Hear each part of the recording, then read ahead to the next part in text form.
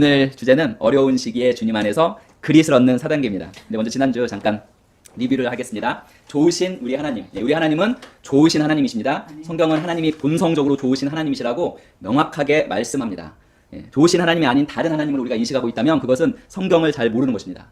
하나님의 본성에 대해서 성경이 말하고 있는 하나님의 본성, 특별히 하나님의 사랑과 하나님의 공의 사이에 이루어진 그 일들을 모르기 때문입니다. 자, 거듭난 우리는 좋으신 하나님의 자비와 사랑과 함께 주 예수 그리스도를 영접함으로 속량의 은혜를 받는 특권을 가지고 있고, 하나님께서 우리를 위해 예비하신 예수 그리스도의 보혈로 덮인 그 선하심의 그 포장도로 위에 서 있습니다. 그리고 그 선하심의 포장도로는 오직 하나님께서 공급하시는 최고만을 가지고 있는 길입니다. 따라서 거듭난 우리는 좋으신 하나님의 자비와 은혜와 사랑의 풍요함과 풍부함을 누리는 특권을 가진 하나님의 자녀입니다. 그 풍성함과 풍부함을 누리시기 바랍니다. 그러려면 우리의 관점은 무엇입니까? 바로 좋으신 우리 하나님, 좋으신 나의 하나님입니다. 자, 오늘 어려운 시기에 주님 안에서 그릿을 얻는 4단계. 자, 여기서 그릿. 그릿에 대해서 다 아시죠? 자, 그릿은 인생에서 실질적으로 성공하는 사람이 갖는 핵심 기질입니다. 그래서 정의는 열정과 끈기를 가지고 지속적으로 나아가는 능력입니다. 사실 이 회복 탄력성도 이 그릿에 포함됩니다. 그릿은 열정과 끈기를 가지고 지속적으로 나아가는 능력입니다. 그런데 이 그릿을 키워주는 핵심 중에 핵심 가치가 바로 우리 기독교의 가치라고 말씀드린 거 기억하시죠? 바로 나 자신과 타인과 그리고 하나님에 대한 긍정, 사랑, 존중. 긍정, 사랑, 존중, 그리고 감사입니다. 감사는 긍정, 사랑, 존중의 실천이라고 말씀드렸던 것 기억하실 것입니다. 특별히 이 긍정, 사랑, 존중의 실천인 이 감사와 함께 드리는 우리의 믿음의 고백은, 우리가 드리는 그 믿음의 고백이 진짜 우리 심령에서 나오는 고백임을 확증시켜줍니다. 자, 그릿을 높여주는 게 뭐라고요? 그 핵심에는 실천적인 것에는 감사가 있습니다. 감사. 자, 그리고 이 감사와 함께 드리는 우리의 믿음의 고백은 우리의 믿음의 고백이 진짜 우리의 심령에서 나오는 고백임을 확증시켜줍니다. 이 부분을 잘 이해하실 줄 믿습니다. 자, 우리의 그 무의식은 우리의 의식을 통해 들어오는 것이 무엇이든 강화시킵니다. 따라서 긍정적인 것이 들어오면, 즉 긍정적인 것을 의식하면 어떻게 되죠? 우리의 무의식은 그 긍정적인 것이 더욱 긍정적인 것이 되도록 강화시킵니다. 반대로 부정적인 것이 들어오면, 즉 부정적인 것을 의식하면 어떻게 되죠? 우리의 무의식은 그 부정적인 것을 더욱 부정적인 것으로 강화시킵니다. 난 건강해 라고 의식하면 우리의 무의식은 우리가 더욱 건강해지도록 만듭니다. 그리고 내 재정 상황은 좋아 라고 의식하면 우리의 무의식은 우리가 더욱 부유해지도록 만듭니다. 자, 그런데 반대로 난 건강이 안 좋아 라고 의식하면 우리의 무의식은 우리가 더욱 건강하지 못하도록 만듭니다. 그리고 우리 집 재정 상황이 너무 안 좋아 라고 이렇게 항상 의식하면 우리의 무의식은 우리를 더욱 가난해지도록 만듭니다. 따라서 어떤 의식이 무의식 가운데 들어가는지가 정말 중요합니다. 그런데 기억나십니까? 소망의 고백이 있습니다. 믿음의 고백이 아니라 소망의 고백. 무엇입니까? 건강하게 해주세요. 또는 나는 건강하기를 원합니다. 라는 소망의 고백이 있습니다. 자, 근데 이 소망의 고백에는 건강하게 해주세요. 또는 건강하기를 원합니다. 라는 이 소망의 고백에 깔린 것이 있습니다. 이 그 배경에 깔린 무엇이 있냐면 무엇입니까? 건강하지 못하기 때문에 나는 건강하기를 원해. 라는 그러한 부정적인 의식이 배경에 깔려 있습니다. 결국 그러한 의식을 가지고, 그러한 소망의 고백의 의식을 가지고 고백하면 무의식에 들어가는 건 무엇입니까? 부정적인 의식이 무의식에 들어가고, 무의식은 그것을, 그 부정적인 것, 즉 건강하지 못한 것을 더 강화시킵니다. 왜입니까? 무의식이 의식보다 100만 배 강합니다. 무엇이든지 무의식에 들어가는 것은 강화됩니다. 따라서 이러한 소망의 고백보다는 무엇입니까? 우리가 하고 있는 믿음의 고백이죠. 나는 건강합니다.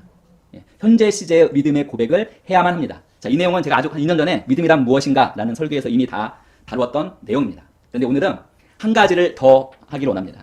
이 그릿 때문에 지금 제가 말씀드립니다. 그릿. 자, 오늘은 그 단계에서, 현재 시대의 믿음의 고백에서 한 단계 더 나아가기를 원합니다. 한 단계 더 계시가 열리기를 바랍니다. 자, 현재 시제의 이 믿음의 고백도 이루어지지 않는 경우가 있습니다. 그렇죠. 나는 건강합니다. 현재 시제로 고백했지만, 자, 즉 현재 시제의 믿음의 고백을 하면서도 의식의 배경에 깔린 배경에 깔린 그 의식이 여전히 나는 건강하지 못하다라는 의식이면 여전히 문제가 생깁니다. 무슨 얘기인지 아시죠? 이건 아마 김주환 교수님이 다루었던 것 같아요.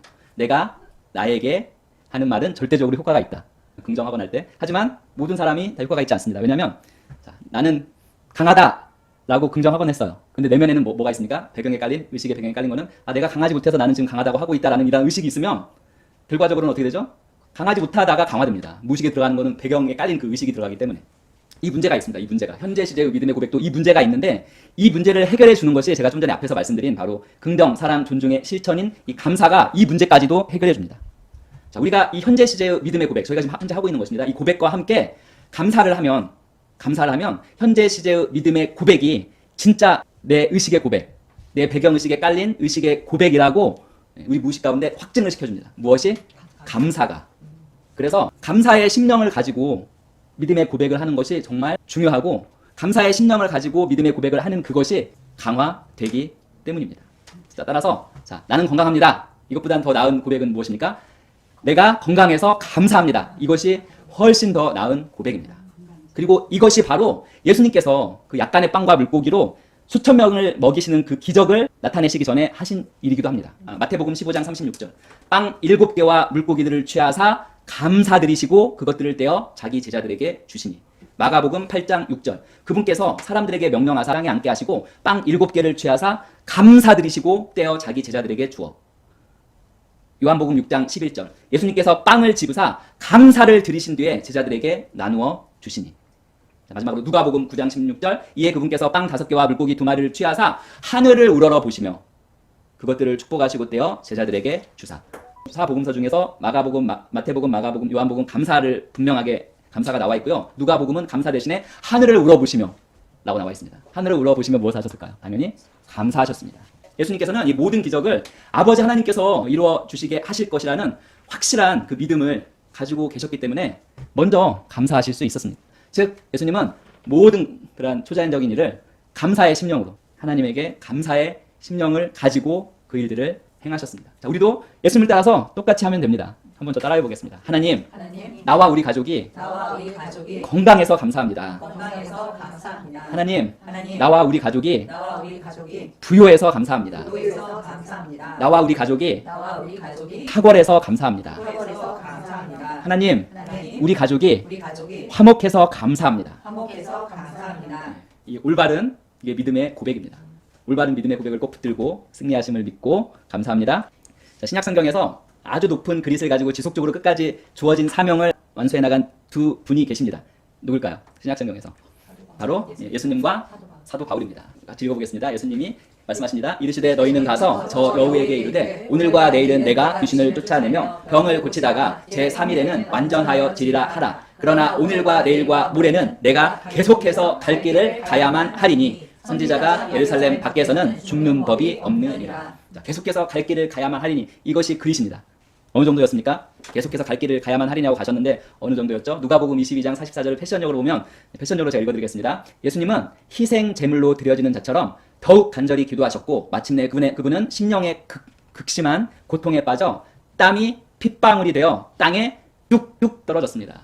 겟세마네 그 동산에서 기도하시는 그 예수님의 모습을 패션적에서 이렇게 표현해 놓았습니다. 땀이 핏방울이 되어 땅에 뚝뚝 떨어질 정도로 계속해서 나아가시는 그러한 아주 높은 그릿을 가지신 분이 바로 예수님이셨습니다. 그리고 또 바울도 마찬가지입니다. 같이 읽어보겠습니다. 우리는 어려움으로 사방에서 압박을 받고 있지만 으스러지거나 부서지지는 않습니다. 우리는 당황스러워도 포기하거나 그만두지 않습니다. 우리는 쫓겨나지만 하나님은 결코 우리를 버리지 않으십니다. 우리는 쓰러졌지만 다시 일어나 계속 나아갑니다. 예, 그릿의 특성입니다. 으스러지거나 부스러지지 않습니다. 압박을 받고 있지만 그리고 당황스러워도 포기하거나 그만두지 않습니다. 그리고 다시 일어나 계속 나아갑니다. 그릿이 무엇입니까? 열정과 끈기를 가지고 지속적으로 나아가는 능력. 실제적으로 이 세상에서 성공하는 사람들이 갖는 핵심 능력입니다. 자, 이 어려운 시기에 주님 안에서 예수님과 이 바울이 가졌던 것 같은 이 높은 그릿을 얻는 그 4단계를 오늘 함께 나누도록 하겠습니다. 자, 첫 번째는 같이 읽어보겠습니다. 첫 번째, 내 심정을 솔직하게 하나님께 말씀드립니다. 자, 이 근거가 되는 말씀이 무엇입니까? 내 심정을 솔직하게 하나님께 말씀드립니다. 이 근거가 되는 말씀은 바로 베드로전서 5장 7절입니다. 다 함께 읽겠습니다. 너희 염려를 다 주께 맡기라. 이는 그가 너희를 돌보십니다. 자, 염려, 걱정, 근심, 이 스트레스를 끌어안고 있지 말고 자, 이것을 누구에게 맡깁니까? 네, 주님께 맡깁니다. 맡길 때는 맡기고 나서 금방 찾아오지 마시고요. 맡길 때는 완전하게 빠이빠이. 영원히 헤어지는 것처럼 빠이빠이 하고 주님께 그것들을 던져버립니다. 우리 대신 십자가까지 지셨던 우리 주님께서 그것들을 우리 대신 또 잘 처리해 주실 것입니다. 자, 우리의 하나님의 기준에 미치지 못하는 근본적인 원죄를 처리해 주신 분인데 그러니까 염려, 근심, 걱정, 스트레스, 낙담, 좌절 이러한 것들도 아주 쉽게 처리해 주십니다. 너희 염려를 누구께 맡깁니까? 주께 맡기십시오. 다 토해내십시오. 그러면 그분이 우리를 돌보십니다. 사실 하나님은 우리가 느끼는 모든 것 이미 알고 계십니다. 정말 그 고통 이미 알고 계십니다. 예전에 그런 찬양이 있었죠. 소리의 찬양. 나보다 나를 더 잘 아시는 하나님은 우리보다 우리 마음을 더 잘 아시고 이해하십니다. 바로 그분이 누구십니까? 우리 마음을 지으신 창조주이시기 때문입니다. 주님은 사람의 마음을 지으신 분, 사람의 행위를 모두 아시는 분이십니다. 그리고 또 그 주님은 여호와께서는 모든 마음을 감찰하사 모든 의도를 아시나니.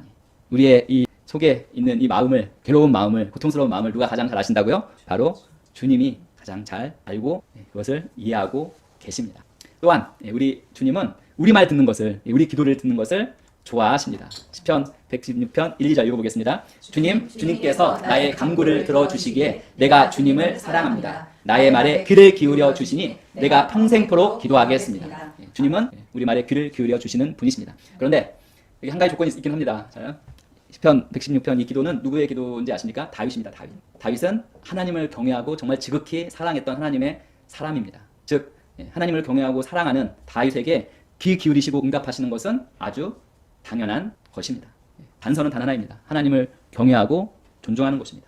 하나님을 경외하고 존중할 때 시편 103편 13절 같이 읽어보겠습니다. 아버지가 자식을 긍휼히 여김같이 여호와께서는 자기를 경외하는 자를 긍휼히 여기시나니. 사랑이 많은 아버지가 자녀에게 친절과 이해심과 용서를 보이듯이 주님께서는 그분을 경외하고 존중하는 자들에게 무엇을? 긍휼하심, 친절과 용서와 이해하심을 보이시는 것입니다. 즉 주님의 긍휼하심은 항상 자신을 경외하고 존중하는 자에게 귀 기울이십니다. 우리의 심령에 항상 하나님을 향한 감사가 있다면 그 감사 자체가 존중의 실천입니다. 심령에 하나님을 향한 감사로 가득 차 있는 하나님의 자녀의 기도와 신음과 탄식 소리에 하나님께서는 당연히 귀 기울이십니다. 그리고 해결책을 지시로 또는 성령으로 보내주십니다. 자, 시편 55편 17절로 읽어보겠습니다. 저녁과 아침과 정오에 내가 근심하여 탄식하리니 여호와께서 내 소리를 들으시리로다. 탄식 소리까지 누가 들어줄까 했는데 혼자 하는 탄식 소리까지 하나님께서 귀 기울여 들으십니다. 우리를 긍휼히 여기시는 주님께서 우리의 근심과 탄식의 소리에 귀 기울이시는 것, 이것도 당연한 것입니다. 그리고 하나님은 특별히 거듭난 우리의 말과 기도를 듣는 것을 좋아하십니다. 그래서 현재 심정을 누구에게 토해내고 누구에게 이것을 맡깁니까? 주 하나님께 맡깁니다. 하나님은 언제나 들을 준비가 되어 있으시고 그것을 듣고 해결책을 또한 우리에게 주시는 분이십니다. 그리고 어려운 시기에 주님 안에서 그리스도 얻는 4단계 중에서 두 번째 같이 읽어보겠습니다. 겸손히 하나님이 모든 지혜와 힘과 능력의 근원이심을 인정합니다. 인정합니다. 왜냐하면 겸손히 하나님이 모든 지혜와 힘과 능력의 근원이심을 인정하는 자에게 이 하나님의 지혜와 힘과 능력이 활성화되고 나타나기 때문입니다. 인식이 중요합니다. 이것을 인식하고 의식하면서 이것을 인정하는 것 정말 중요합니다. 자, 모든 지혜와 힘과 능력의 원천이 누굽니까? 바로 우리 하나님이십니다. 6기 12장 13절 읽어보겠습니다. 그러나 지혜와 권능은 본래 하나님의 것이며 슬기와 이해력도 그분의 것이다. 이것을 CE 버전은 이렇게 해석했습니다. 하나님은 지혜와 힘의 진정한 원천이십니다. 자, 지혜와 힘과 이 모든 능력의 진정한 원천이 누구십니까? 하나님이십니다. 우리 안에 계시는 하나님 안에 지혜와 힘과 능력의 근원이 그 안에 있습니다. 시편 3장 5절 읽어보겠습니다. 내가 누워 자고 다시 깨어날 것이니 이는 여호와께서 나에게 힘을 주십니다. 내가 누워 자고 다시 깨어날 것이니 이는 여호와께서 나에게 힘을 주십니다. 나에게 힘 주시는 분이 누구십니까? 바로 여호와 하나님을 고백하고 있는 것입니다. 시편 138편 3절도 읽어보겠습니다. 내가 간구하는 날에 주께서 응답하시고 내 영혼에 힘을 주시어 나를 강하게 하셨나이다.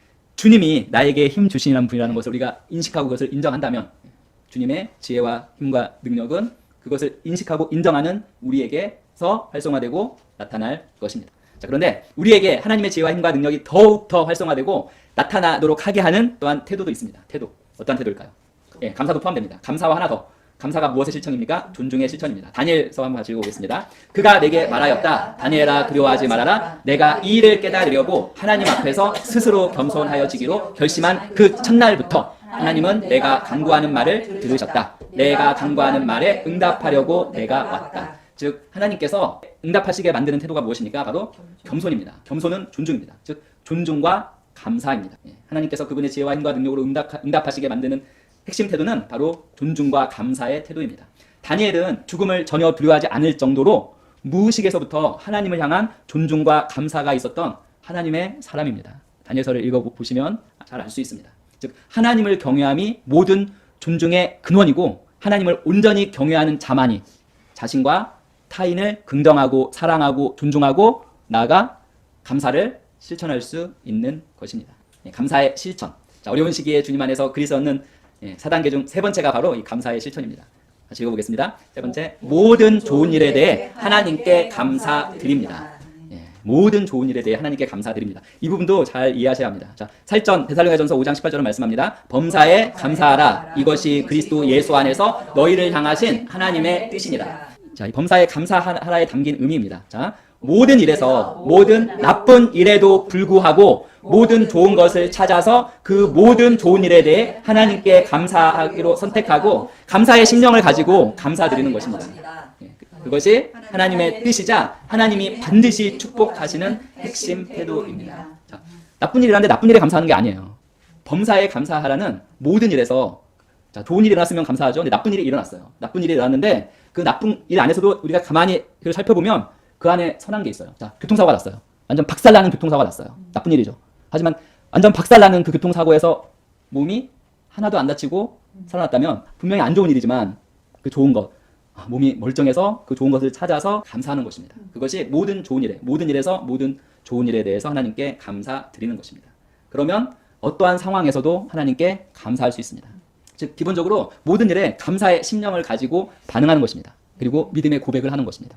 그것이 하나님께서 반드시 축복하시는 핵심 태도입니다. 자, 성경의 모든 책들 중에서 가장 먼저 쓰여진 것으로 추정되는 욥기의 주인공이신 욥을 통해서 우리가 정말 모든 일에서 상황과 환경에 상관없이 감사의 심령을 가지고 감사할 수 있음을 욥이 보여줬죠. 같이 읽어보겠습니다. 이때 욥은 일어나 슬퍼하며 겉옷을 찢고 머리털을 민 다음에 머리를 땅에 대고 엎드려 경배하면서 이렇게 말하였다. 무태에서 빈손으로 태어났으니 죽을 때에도 빈손으로 돌아갈 것입니다. 주신 분도 주님이시요 가져가신 분도 주님이시니 주님의 이름을 찬양할 뿐입니다. 이렇게 욥은 이 모든 어려움을 당하고서도 죄를 짓지 않았으며 어리석게 하나님을 원망하지도 않았다. 자, 욥이 극한 부정적인 상황에서도 오히려 하나님께 경배하고 찬양을 드릴 수 있었던 하나님에 대한 네 가지 관점이 있습니다.